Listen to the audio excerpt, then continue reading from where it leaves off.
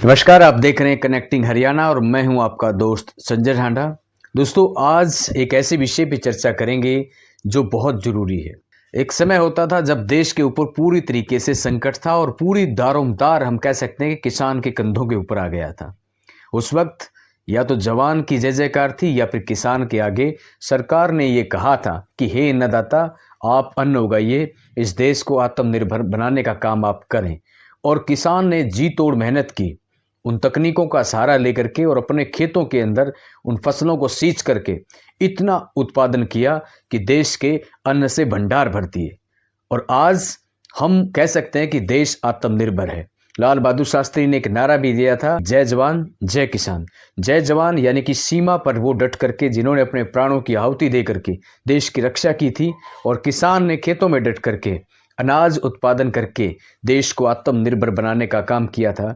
ये बहुत अच्छी बात है कि देश ने खूब तरक्की की, खूब अनाज उगाया, लेकिन आज वक्त है फिर से संभलने का और फिर से एक तरीके से पूर्ण रूप से जिम्मेदारी नहीं बल्कि ये कह सकते हैं कि पूरे देश को बचाने का, अपने आप को बचाने का ये सारा भार एक प्रकार से फिर से किसान के कंधों पे आ गया है। और उसकी जिम्मेदारी है कि हम फिर से एक तरीके से देश को कैसे बचाएं। यहाँ पर मैं बचाने की यहाँ पर इसलिए बात कर रहा हूँ कि आज हमने भले ही खेत से अनाज के उत्पादन को बढ़ा दिया है, लेकिन हम खा क्या रहे हैं, उसके अंदर कितनी गुणवत्ता है। पहले के लोग बीमार कम होते थे, ये हम बड़े बुजुर्गों से सुनते आते हैं, लेकिन आज ऐसा क्या हो गया कि बहुत से कम उम्र में हार्ट अटैक की प्रॉब्लम है, बहुत से कम उम्र में कैंसर जैसी बीमारियां घर कर रही हैं। ऐसा कोई परिवार बचा नहीं है कि उसके परिवार में या उसके रिश्तेदारी में या उसके आस पड़ोस में कोई एक कैंसर का रोगी ना हो। तो ऐसे में चिंता का विषय हमारे लिए बनता जा रहा है। इसका सबसे बड़ा जो कारण ये है कि हमारे खान पान में बदलाव आना। और ये खान पान में बदलाव कब आया है? जब से हमने उत्पादन के चक्कर में पेस्टिसाइड डालने शुरू किए हैं, फर्टिलाइज़र डालने शुरू किए हैं, और जिस तरीके से इंसेक्टिसाइड डाले जा रहे हैं और जिस तरीके से हाई यील्ड वैरायटी को लेकर के तमाम प्रकार के बीज डाले जा रहे हैं, उसको लेकर के उसके बाद से कैंसर कितनी तेजी से बढ़ रहा है। मुझे तो लगता है कि अब हर तीसरे चौथे घर में, दोस्तों में, रिश्तेदारी में, भाईचारे में कैंसर के मरीज बढ़ते ही जा रहे हैं। इसी तरह से दूसरी बीमारियां भी पता चलता है जी 25 साल का लड़का था, अचानक से हार्ट फेल हो गया। गोबर, कूड़ा या राख जिस तरीके से फसलों में छिड़काव करते थे, और आज हम देख पा रहे हैं कि फोडर क्रॉप्स के अंदर भी, यानी कि जो बरसीन है, जई है, ज्वार है, इन फसलों के अंदर भी बहुत सारी यूरिया लोग डालते हैं, और उसका असर सीधा सीधा कहीं ना कहीं हमारे अंदर आता है, क्योंकि पशु उस चीज़ को खाते हैं और हम उनका दूध और घी और दही पीते हैं, और इसके बाद से सीधा असर बॉडी के ऊपर भी आएगा। तो आज फिर से जिम्मेदारी है कि हमें थोड़ा सा सोचना होगा समय रहते, क्योंकि ये बहुत ज़रूरी है अपने आप को बचाने की और परिवार को बचाने की, देश को बचाने की। बहुत सारे लोग ऐसा करते हैं कि अनाज बेचने के लिए अलग प्रकार से पैदा करते हैं और खाने के लिए उसमें अलग प्रकार से पेस्टिसाइड और फर्टिलाइज़र डालते हैं। ऐसा क्यों? वो भी तो किसी के पेट में जाएगा। ये ज़रूरी है कि उत्पादन लेंगे, लेकिन तरीके बदलने होंगे, ऑर्गेनिक पे आना होगा। फिर से गोबर और कूड़े की खाद को लेकर के हमने अपने खेतों में डालनी होगी। कोई भी देश, कोई भी समाज तभी तरक्की कर पाता है जब वो तन से स्वस्थ होगा, मन से स्वस्थ होगा, और ये दोनों काम तब स्वस्थ होंगे जब हम खाएंगे स्वस्थ, पिएंगे स्वस्थ, रहेंगे स्वस्थ। और इसमें किसान की एक बार फिर से बहुत बड़ी भूमिका हो सकती है। आज एक इसी विषय के ऊपर कि जहर मुक्त थाली हमें कैसे मिले, उसी विषय को लेकर के एक संगोष्ठी थी सार में। आइए आपको सुनाता हूँ। वहाँ पर तमाम वक्ताओं के संबोधन, वाकई में उन्होंने आंख खोलने का काम किया है। किसान वो शख्सियत है, जब देश के ऊपर पूरा संकट था तब भी इसने संभाला था देश को। वो हरित क्रांति आई, उसके बाद से जिस तरीके से इसने मेहनत की, तमाम तकनीकों का इस्तेमाल करके अपने खेत में इतना अन्न पैदा किया कि देश के भंडार भरती है। अपने देश को बचाने की जरूरत है, अपने आप को बचाने की जरूरत है। तो पैदावार तो बढ़ा ही रहे, साथ के साथ में हम खा क्या रहे हैं? पानी खारा अन्न भी जरी, कोई समस्या बारी रे, इन्हें खा दो रे दवाइया ने नींद उड़ा दी मारी रे, खा दो रे दवाइया ने नींद उड़ा दी मारी रे। उसको भी हम उन लोगों तक पहुंचाएं जो इस तरह का खाना खाने के शौकीन हैं या उसका महत्व समझते हैं या जरूरत महसूस करते हैं। ये एक हमारे सामने इस अभियान के तहत एक जरूरत महसूस होगी। तीसरी बात हमारे सामने ये भी आई कि हम केवल कीटनाशक की बात करते हैं, खेती के तो और भी बहुत कारक हैं, पैदावार होने के लिए तो कई कारण हैं। हम उन पर भी बात करें, उनके ऊपर भी कोई खोज करें, उनके ऊपर भी दूसरे साथियों से मिल करके ऐसा करें कि कीटनाशक नहीं, रासायनिक खाद के ऊपर भी हम ये सोचेंगे उसका प्रयोग मिनिमम हो, बंद हो जाए। और उसके अलावा खेती की जो दूसरी विधियां जिनसे किसान को कोई फायदा हो, उन विधियों पर भी काम करें। उन विधियों पर काम करते करते जब किसान तैयार हो गए, पैदावार बन गई, तो ये हुआ कि इसको बेचा कैसे जाए। जमीन है तो जमीन में भी एक बड़ी पूरी दुनिया है सूक्ष्म जीवों की, जिनका अपना एक रोल। बाहर का जो सर ने बात करी कि भाई ये सारा जो पर्यावरण है अगर ये ठीक नहीं होगा तो ये असल में अस्तित्व का सवाल है हमारा। तो इस सवाल को लेकर के जो ये मुहिम जो चली है, हम सब लोग देख रहे हैं अपने आसपास कैंसर कितनी तेजी से बढ़ रहा है। मुझे तो लगता है कि अब हर तीसरे चौथे घर में हमारे दोस्तों में, रिश्तेदारी में, भाईचारे में कैंसर के मरीज बढ़ते ही जा रहे हैं। इसी तरह से दूसरी बीमारियां भी, पता चलता है जी 25 साल का लड़का था, अचानक से हार्ट फेल हो गया।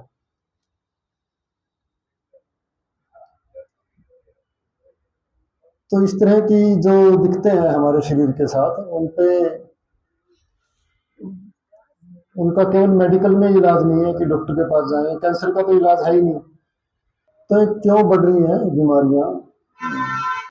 लोग ये भी कह सकते हैं जी पहले बीमारियों का पता नहीं चलता था, डायग्नोज नहीं होता था, अब डायग्नोज होता है, इसलिए शायद ज़्यादा बढ़ रही है। लेकिन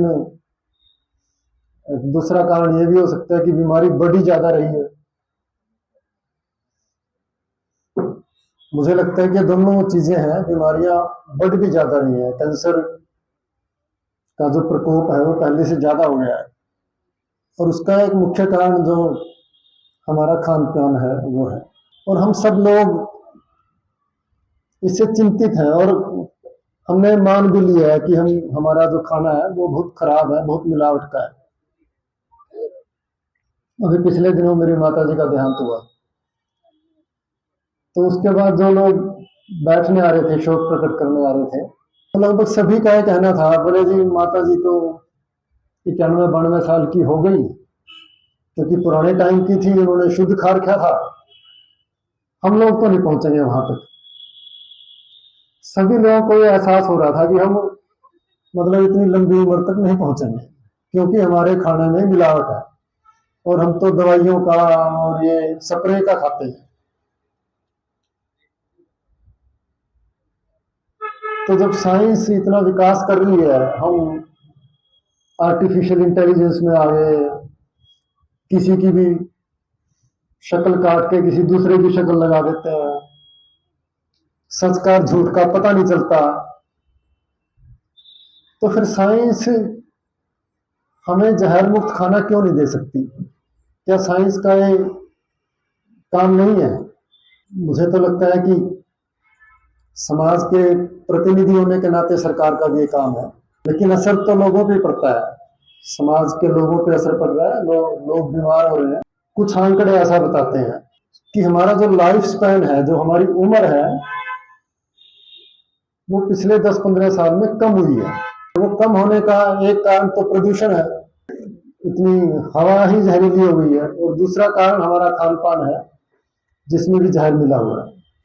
और इस जहर को पैदा करने वालों की भी एक अर्थव्यवस्था है, बहुत मोटा मुनाफा है इसमें भी, तो उनके अपने स्वार्थ है कि ये चलता रहे, लेकिन लोगों की जिंदगी के साथ खिलवाड़ है। लोगों की जिंदगी के साथ खिलवाड़ है तो लोगों को ही समझना पड़ेगा।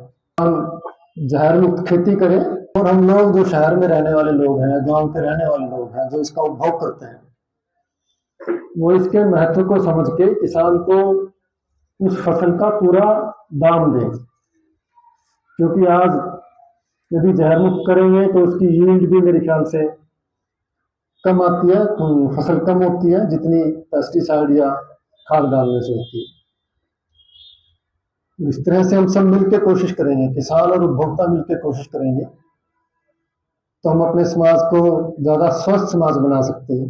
हरियाणा में 2010 और 11 में 4060 टन पेस्टिसाइड प्रयोग होता था। 2020 और 21 में 4200 टन। और ये जो 3-4 साल है, यानी कि इस 10 साल में तो 140 टन बढ़ा। और ये जो 21 से और 24 के बीच का जो 3 साल का समय है, इसमें 240 टन जो में इजाफा हो गया। यानी कि वर्तमान में 23 और 24 में 4440 टन यानी कि पेस्टिसाइड का प्रयोग हुआ। तो ये काफी अलार्मिंग है। और सर ने भी जो है इसको रेखांकित किया है कि जिस तरह से कैंसर बढ़ रही है, कई तरह की इस प्रकार की बीमारियां बढ़ रही हैं, निरंतर बढ़ रही हैं, तो ये एक तरह ही चिंताजनक स्थिति है। वो डॉक्टर साहब अपनी अध्यक्षीय टिप्पणी में भी कुछ न कुछ कहेंगे उस पर। तो जहरमुक्त थाली की जो अवधारणा है वो एक बड़ी अवधारणा है। सबसे पहले कि आप लोगों को ये समझ है कि आपकी थाली में आप क्या रख रहे हैं, किस रेशियो में, किस अनुपात में क्या चीजें आपको ऐड करनी चाहिए, ताकि जो आप खाना खा रहे हैं उसका पूरा पोषण आपके शरीर तक पहुंच सके। आपकी प्लेट का हिस्सा, आधा हिस्सा जो है वो सब्जी और फ्रूट्स यानी कि फाइबर से भरा हो। अब आपको 3 चीजें ध्यान में रखनी है। एक, आपकी थाली में रेनबो कलर की चीजें हो। इसका मतलब हर रंग की सब्जी, हर रंग का फ्रूट, सारी चीजें आपकी प्लेट में आप डे टू डे लाइफ में ऐड करो, तो जितने भी vitamin, minerals, carbohydrate, protein, fat और फाइबर जो आपकी बॉडी को बैलेंस में रखने के लिए जरूरी है, वो सब आपकी प्लेट में होना चाहिए। दूसरी चीज है, कई बार हमें सिर्फ प्यास लगी होती है, बट हम सोचते हैं कि यार भूख लगी है, कुछ खा लेते हैं। वहां आप लोग गलती करते हैं। तो आपको क्या करना है कि कम से कम ये आप सुनिश्चित करें कि 8 से 10 गिलास, मतलब कि 2 से 2.5 लीटर पानी आपको पीना ही है, ताकि जो भी आपने न्यूट्रिशन लिया है वो वेल बैलेंस्ड रहे। ठीक है। तीसरी चीज है कि अच्छा खाना।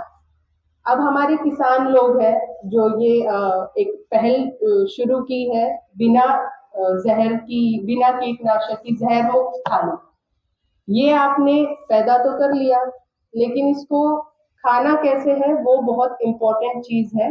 मुझे लगता है आज के टाइम में लोगों को अपनी प्रायोरिटीज चेंज करनी होंगी। हमें अपनी प्रायोरिटीज बढ़िया कार, बढ़िया मोबाइल, बढ़िया कोठी, गाड़ियां, ये ड्रेसेस, ये चीजें छोड़ के हमें बढ़िया खान पान और बढ़िया लाइफस्टाइल पे ध्यान देना होगा जो नेचर बेस्ड हो, जिससे हम जो किसान अब ये काम कर रहे हैं उनको मोटिवेट भी हमें करना होगा, क्योंकि जो ये उत्पाद कर रहे हैं, जो हमें चीजें प्रोवाइड करवा रहे हैं, हमें लगता है कि हमारे बच्चों को, हमारी आने वाली पीढ़ियों को ये कैंसर और ऐसी भयानक बीमारियों पे खर्च ना करना पड़ा, बल्कि अब हम उनकी सहायता करके ऐसे किसान पैदा करें, उनके अंदर एक भाव जगाएं कि उन्हें अपनी मिट्टी को सुधारना है, और उनका सहयोग जब तक हम नहीं देंगे तो ये पॉसिबल नहीं हो पाएगा। हमें अपने बच्चों को पिज्जा, बर्गर, इन चीजों से दूर करना है, कोल्ड ड्रिंक्स से दूर करना है। अब ये अलार्मिंग स्टेज पे हम खड़े हुए हैं, ये मेरा अंदर का दर्द भी है जो मैं आपके साथ शेयर कर रही हूँ, क्योंकि आजकल छोटे छोटे बच्चों को इतनी ऑटो इम्यून डिजीज हो चुकी है जिनका इलाज ही नहीं है। पेरेंट्स फिर करोड़ों रुपए के इंजेक्शन डॉक्टर्स बता देते हैं, वो कहाँ से लाएं, कैसे करें। इसलिए अगर हम चाहते हैं कि अपने देश को, अपने भविष्य को बचाना है, तो हमें नेचर की तरफ जानना ही होगा, पोल्यूशन की तरफ हमने ये जंग करनी होगी। मिट्टी को, पानी को और हवा को, हमें जो पोल्यूटेड हो चुके हैं इनको सुधारना ही होगा। अब हम ऐसी सिचुएशन पे खड़े हैं, मैं सबसे हाथ जोड़ के कहूंगी कि ना तो डिस्पोजेबल का इस्तेमाल करो।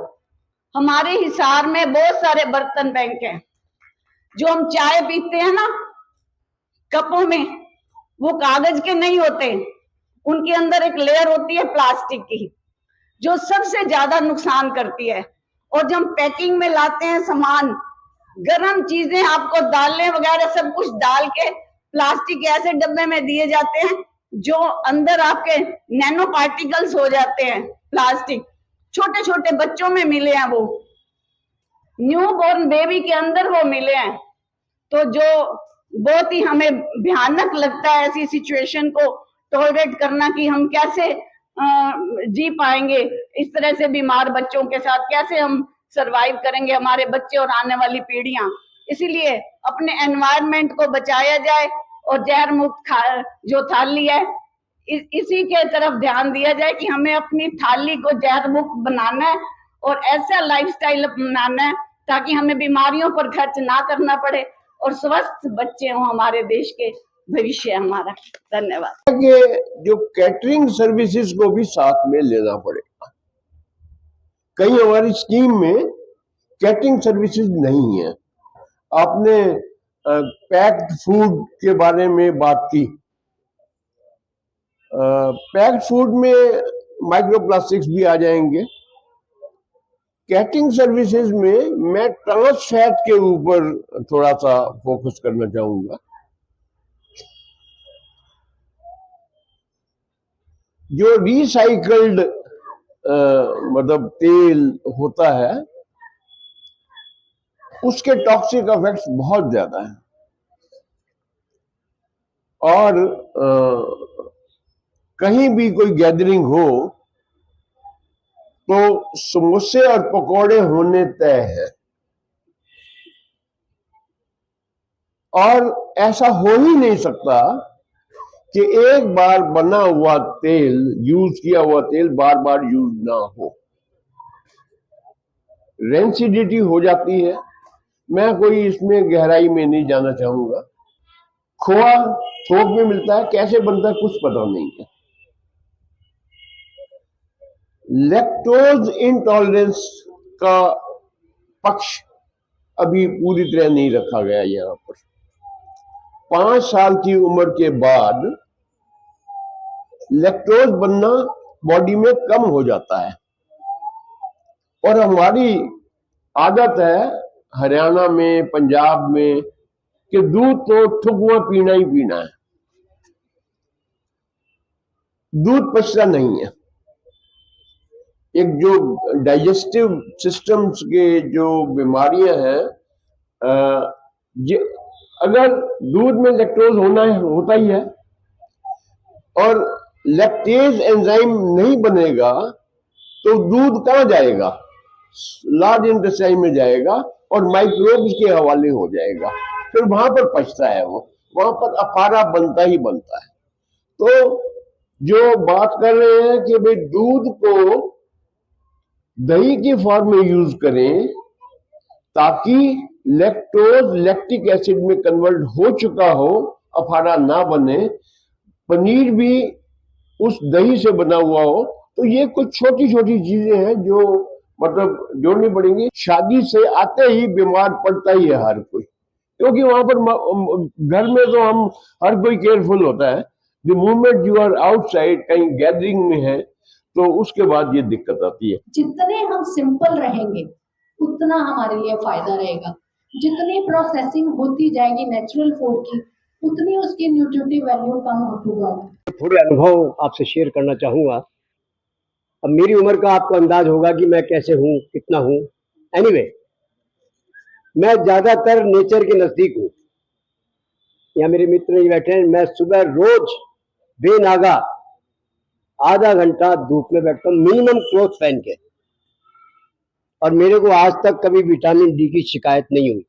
Plant to plant, machinery product की बजाय जो प्लांट से उत्पादन है उसको आप प्राथमिकता दीजिए, वही हमारे लिए सबसे बढ़िया चीज़ है। मैं यहाँ से अक्सर गेहूँ लेता हूँ, उसके सप्लायर कोई भी हो पर लेता हूँ, उन्हीं से हूँ। और सौभाग्य से मैंने चक्की अपने घर रखी है। जितना मेरे को चाहिए होता है 1 महीने या 1.5 महीने में मैं उतना साफ करके पीस लेता हूँ और वही खाता हूँ। तो और बाजार का जितना खाना आप कम करें वो आपके स्वास्थ्य के लिए भी अच्छा है और आपकी जेब के लिए बहुत अच्छा है। आपकी परचेजिंग पावर बढ़ाता है, क्योंकि हमारा सबका ध्यान मनी मैटर्स पे ज़्यादा है।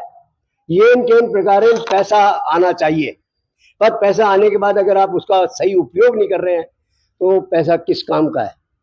सबने यही छोड़ के जाना है, साथ में किसी ने कुछ नहीं ले जाना।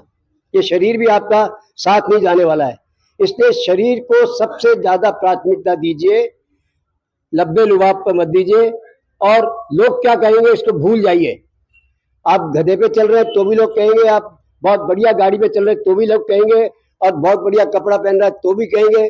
कुछ कहने वाला तो कहेगा ही कहेगा। अब उसके पीछे आप परेशान ना होए, आप अपना मन सीधा रखिए।